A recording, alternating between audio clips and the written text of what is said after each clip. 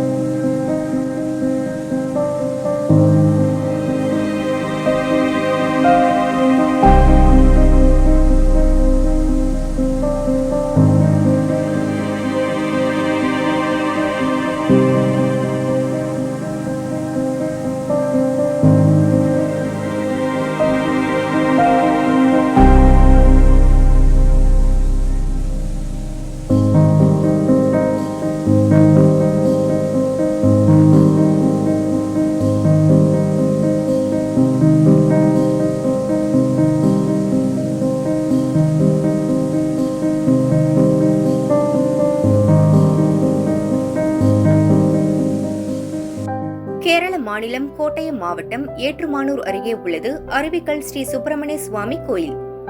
1000 ஆண்டுகள் பழமையான இக்கோயிலில் சிவன் மற்றும் சுப்பிரமணிய சுவாமி தனித்தனி சன்னதிகளில் எழுந்தருளி உள்ளனர். கோயில் முன்பு அருவி பாய்ந்தோடுகிறது. அருவிகள் புடைசூழ கோயில் அமைந்திருப்பது உலகில் வேறெங்கும் காண முடியாத அதிசயமாக பார்க்கப்படுகிறது. கோயிலுக்குள் செல்லும் பக்தர்கள் அருவியில் கால் நனைத்து செல்லும் பாக்கியம் இங்கு மட்டுமே உண்டு.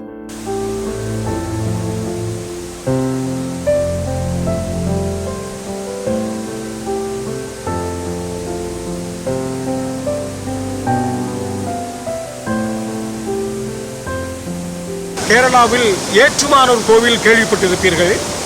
ஏற்றுமானூர் கோவிலிருந்து 9 கிலோமீட்டர் தூரத்தில் இந்த அருவிக்கரை சிவசுப்பிரமணிய சுவாமி கோயில் உள்ளது. இந்த அருவிக்கரை சிவசுப்பிரமணிய சுவாமி கோயிலுடைய அதிசயம், அற்புதம், விசேஷம் என்னவென்றால் ஒரு அருவியின் மேல் இந்த கோயில் இருக்கின்றது. இந்த கோயிலுடைய வாசலுக்கு செல்ல வேண்டும் என்றாலே அருவியில் கால் நனைத்துத்தான் நாம் இப்படி செல்ல வேண்டும். அதை நாம் கடந்து செல்வதற்காக வசதியாக கம்பிகள் அமைத்துள்ளார்கள். இந்த கோயிலுடைய தீபஸ்தம்பம், தீபங்கள் கொளுத்துகின்ற இடமே அருவியின் மேலே இருக்கின்றது. சற்று கீழே ஆர்ப்பரிக்கும் அருவி.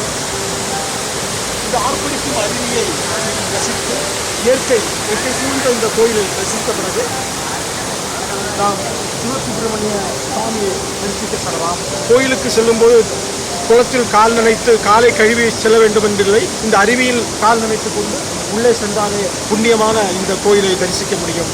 ஆண்டு முழுவதும் அருவியில் நீர் பாய்ந்தோடுகிறது. இயற்கை சூழல், பசுமை போர்த்திய பச்சை வளம், கோயில் முன் பாய்ந்தோடும் அருவி என 1000 ஆண்டு பழமையான இக்கோயிலின் பழமைக்கு பெருமை சேர்க்கிறது இயற்கை வளம். இக்கோயிலில் இயற்கை சூழ்ந்து காணப்படுவதால் பக்தர்களுக்கு மன அமைதியும் ஆனந்தத்தையும் தருகிறது. கேரளாவில் இக்கோயில் பக்தர்கள் மத்தியில் பிரபலமடைந்து வருகிறது.